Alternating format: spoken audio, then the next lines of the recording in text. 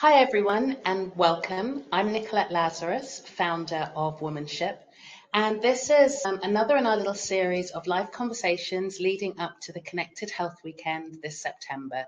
In these intimate chats, we go behind the mic, getting to know the incredible humans who'll be on the stage for the event, not just their job titles and qualifications, but the soul behind what they do. And the people who help us rethink how we live, feel, connect, and in a womanship way, help us worry less. And in Amanda's case, come back to ourselves. So I'm really happy to welcome today's guest, Amanda MacRae. Amanda is a somatic coach and the founder of Be Your Total Self, and someone who so many women I know in Amsterdam hold in extremely high regard. She built her business through word of mouth. I mean, I think she's only just got a website page up. Everything came through connection and word of mouth and the amazing services that she delivers and results for her clients. So thank you very much for being here with me today, Amanda. It's such a pleasure to share the space with you. I love that you highlight the fact that I just have a landing page. And I think so many people are puzzled by this, but I think the work that I do truly is the experience. And I think this is what you're bringing to a lot of people as well, is the experience of being ourselves, the experience of connection. So I find it super cute that you bring up my website and my lack of publicity out there. It's amazing. So continue on connection. Can you remember how we first met? Well, actually, I'm wearing my red jumpsuit in honor of that because the first time that I met you was at a TEDx women's event in Amsterdam many years ago. I think we were both invited through a mutual friend, and I remember I came in a little bit late, and you were sitting up front, and you were firing questions after question after question after question. I'm thinking, who is that up there that is disrupting all of this conversation in the best kind of way? So that's what I remember, and that's why I wore my jumpsuit today. I love starting in this way, and so much of what womanship does is rooted in these connections. So not just the types that we find, in networking and meeting at events, but these deeper threads that come together to really shape who we are.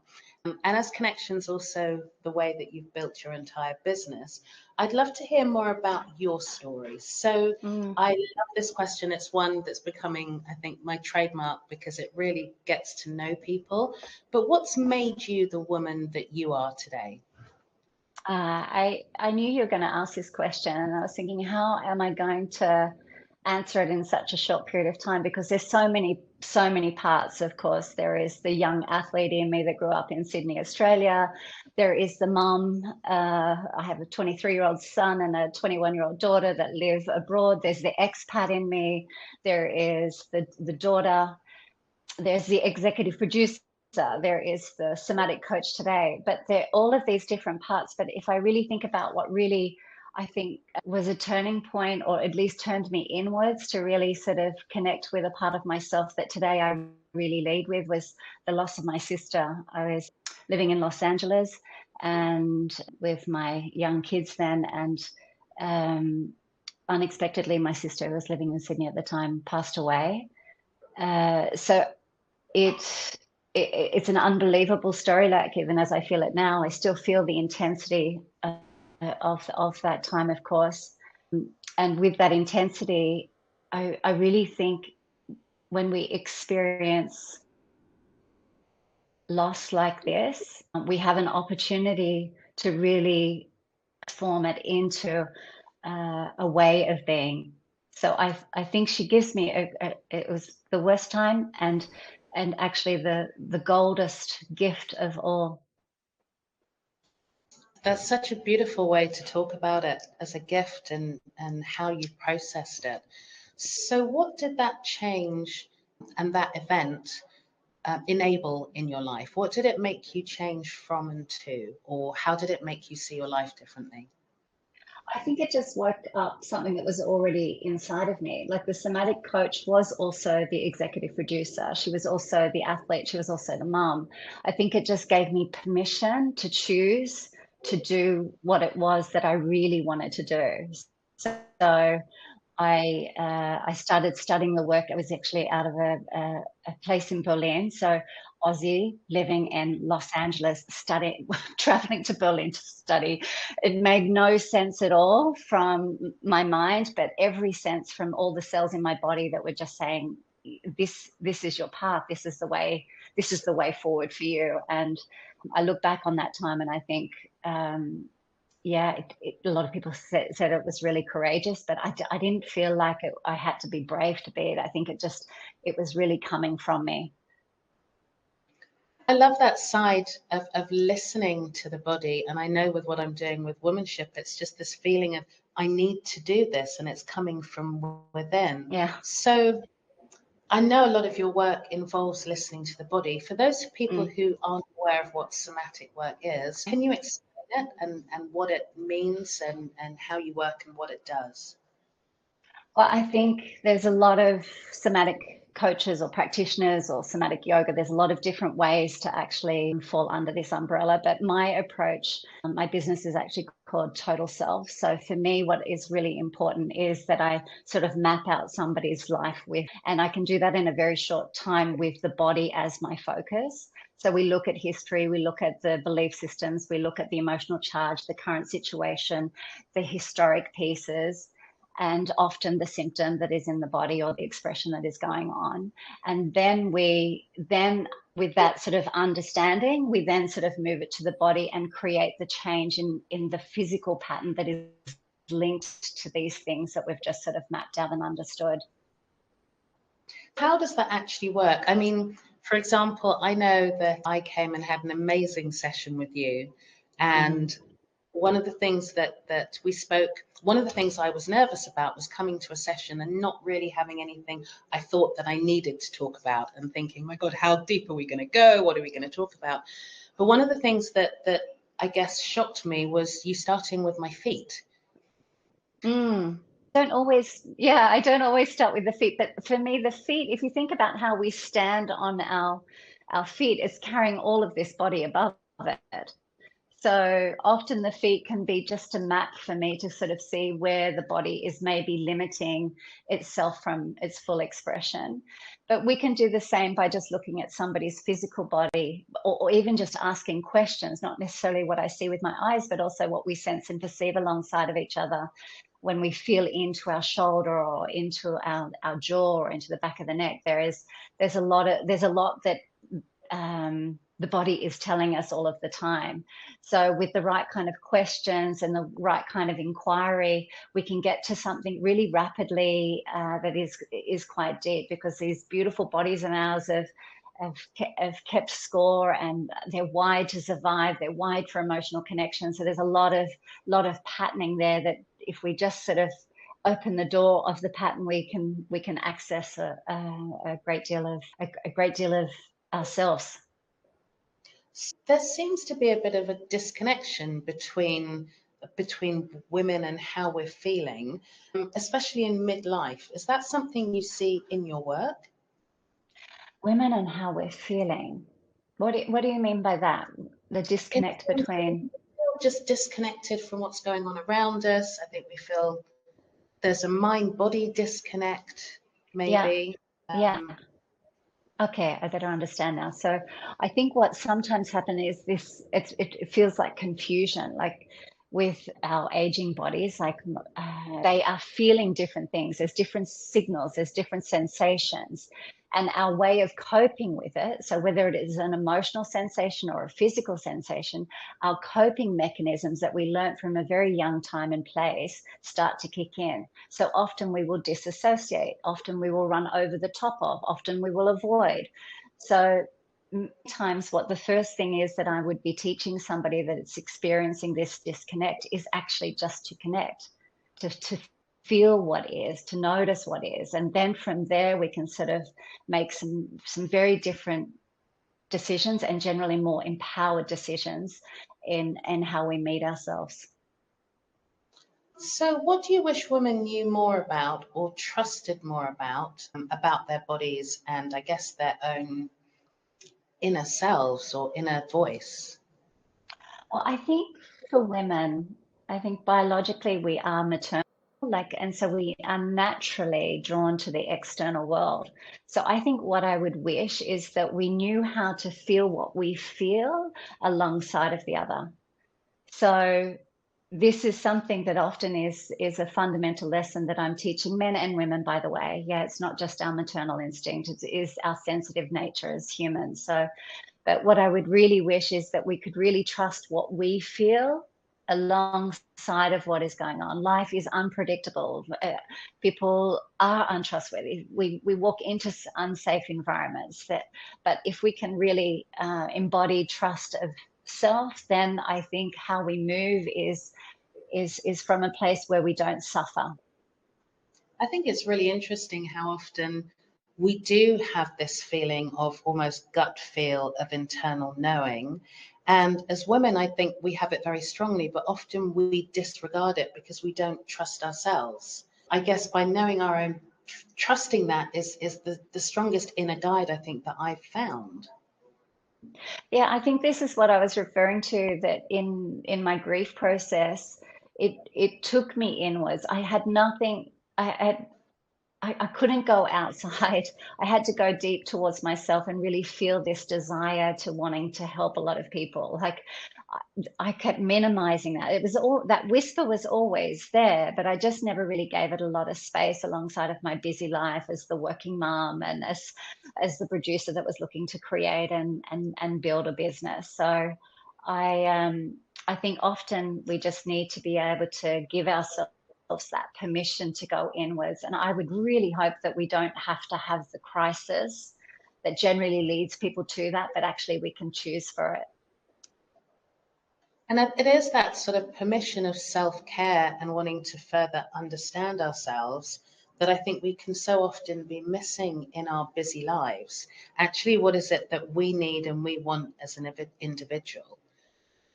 So a question about people who come to see you and the types of things they come to see you for, the types of shifts that you actually work with. Can you give us some examples of how that can work? Yeah, I think my client list is varied, and the length of a process is really varied as well. So people are often coming with a transformation that's needed. So they may be an expat that's just landed, or they may be somebody that actually is going through divorce, or that they're feeling a strong symptom, they're in burnout. It doesn't always need to be negative either. It can be somebody that's writing a book, or somebody inside of a creative process putting on an exhibition, a CEO that's actually bringing about change in their organization. There's very many reasons why somebody will come into the work. But if I think about the topic of that, most of the people that would be on this platform is they're coming in because they have brain fog, or they have fatigue, or they're suffering from insomnia, or they've got a lack of energy. So many different things. But I think what I would say, the overarching thing that will pull somebody to do the kind of work that I'm offering is curiosity. It's like that, there's a waking up. They hear about the work. It's a bit like how you showed up. It was just like somebody said, I need to come and have a session. You didn't read about it. You were like, oh, I'm pulled to it. And it felt amazing in terms of that transformation in trust of myself. Yeah, and it's pretty, I think what I want to highlight too, and I think you can probably agree to it from your session, is what's really, I think, different from other coaching or other methodologies is that in the body we can experience a certain kind of intensity. Yeah, like I was in a psychological process, and I have so many psychologists that I work with and that I love, and I have my own psychology process because there is such a need for the understanding piece.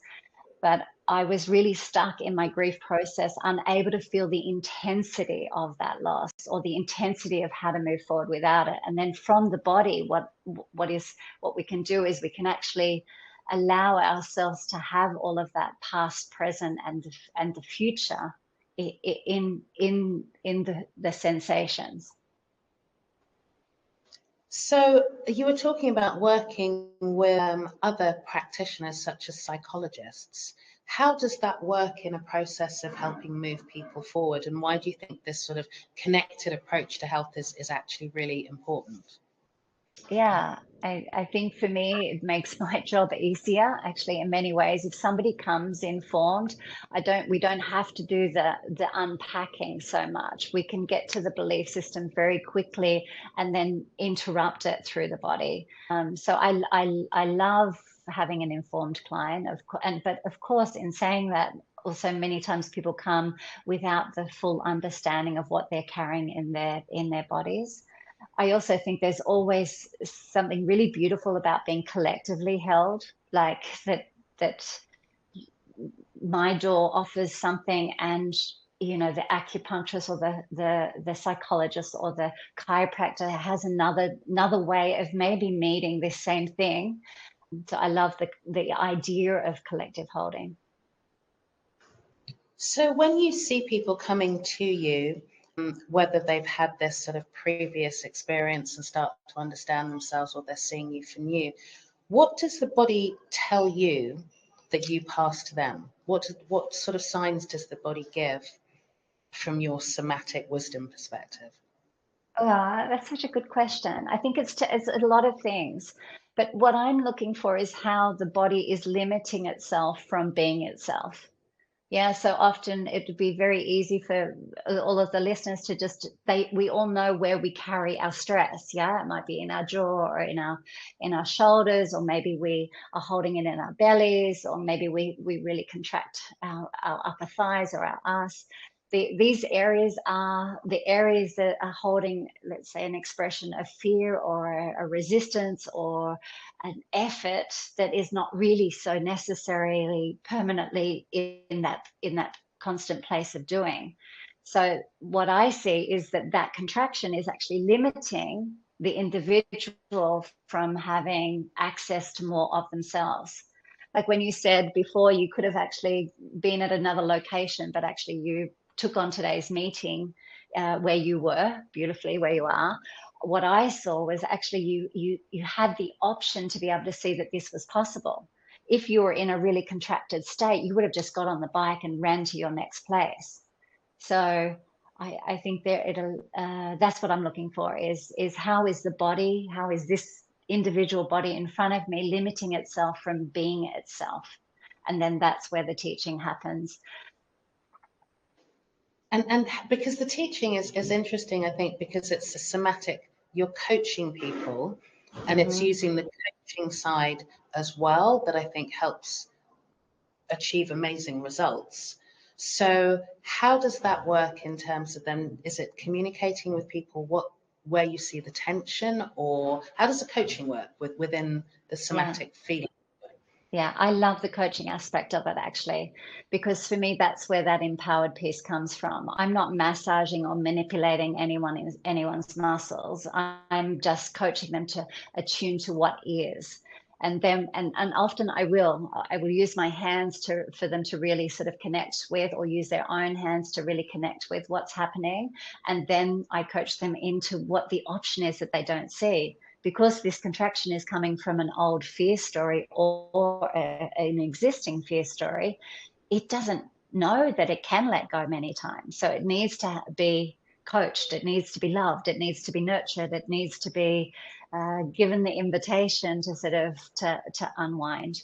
But in regards to how this would affect somebody's life, if we think about, if I'm carrying all of my clients that I will see today on my shoulders, their pain, their stories, and I'm holding it, my energy is going to be very low at the end of the day. Yes. So my coaching to myself is I have to feel what I feel from another, be with them in it, but not hold it as if it is my own. So then for me as the person, I get to have my energy. I get to share my love differently. I get actually the nourishment from giving a session. So I would want to coach somebody to see how this limitation physically is linked to a limitation or a lack of movement or a lack of expression in their life as a mum, or as the entrepreneur, or as the CEO or the creative, that this is also going to give them more off the outside of the session. I think it's funny. I don't think we realize how much we carry without consciously being aware of it. whether that's the worries of others, whether that's family issues. And especially as women, there seems to be a lot we carry without knowing about it. So, what would your advice be to women who are thinking about looking into having a somatic session, especially a session with you? Why should they try it? And what will they experience? What will they feel afterwards? I think firstly, if they're curious, like even if it's just a little sparkle, I wouldn't pull or push anybody towards a session. I think just let that sparkle sort of wake up, and the timing is always something that's really interesting to me, how people find their way. But I would invite you, if you have the sparkle, to just to take the next step.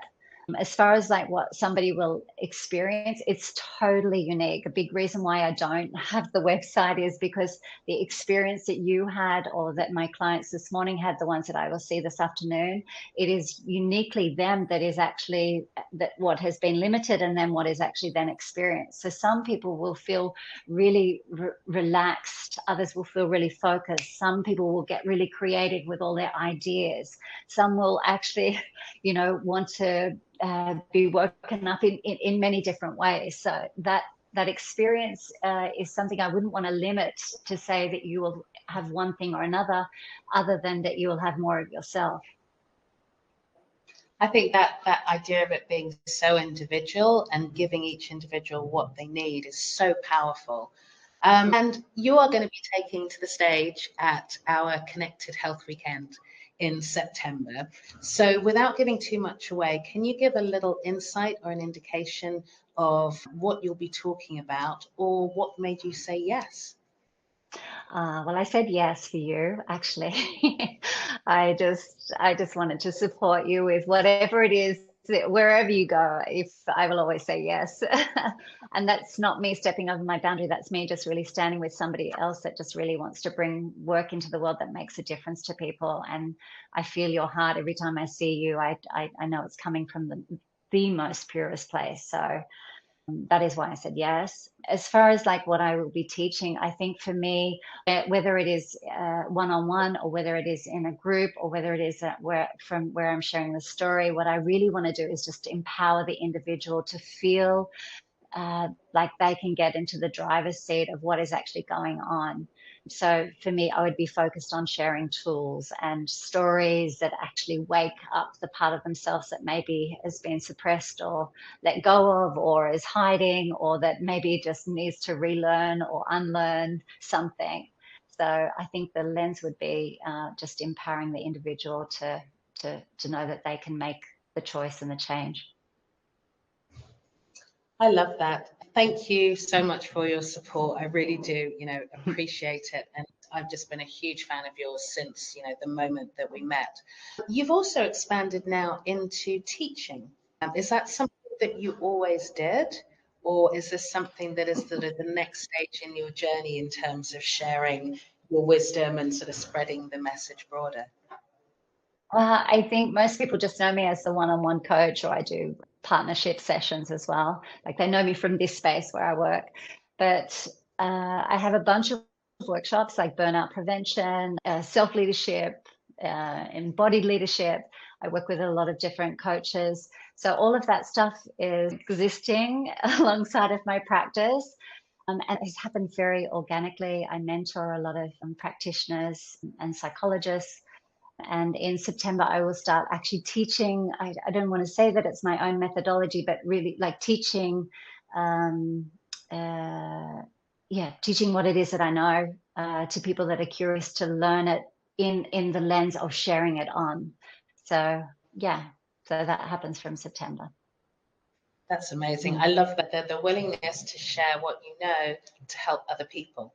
It's an amazing drive that I see in you and see in so many other practitioners. It's not just the work that they do, it's this bigger purpose of making people, worry less, as we would say, helping people improve their lives. And I just find that magical to come across people like you who do that.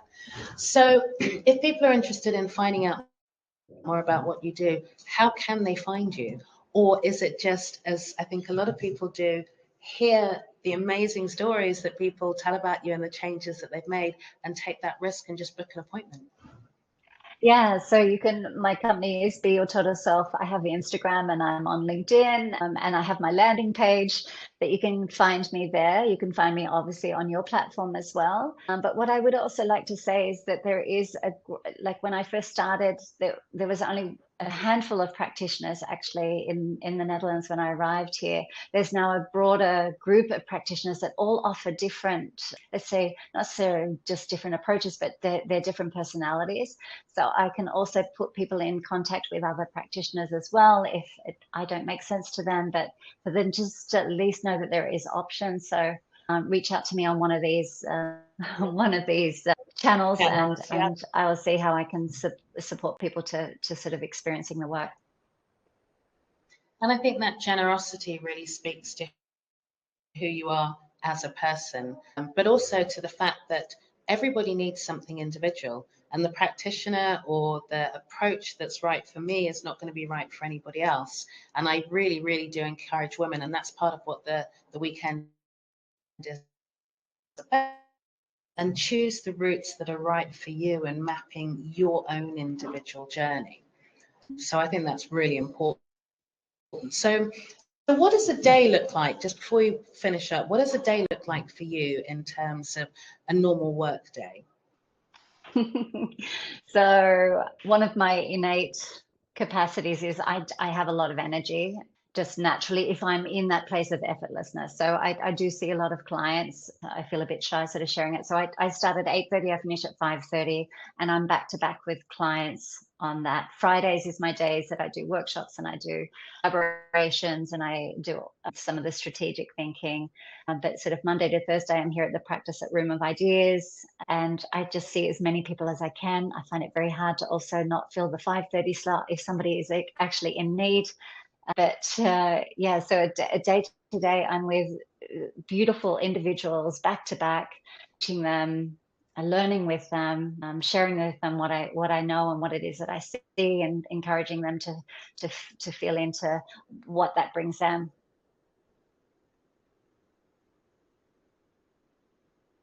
And what does your self-care look like? Oh, sometimes I'm a very good coach, but not a very good client, which is ironic, right?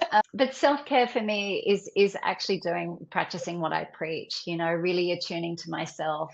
Like when I said before that I will just say yes to you anytime, I am also hearing the flag in me going, you say yes to everybody, Amanda. So you also have to attune to what it is that you're saying yes to.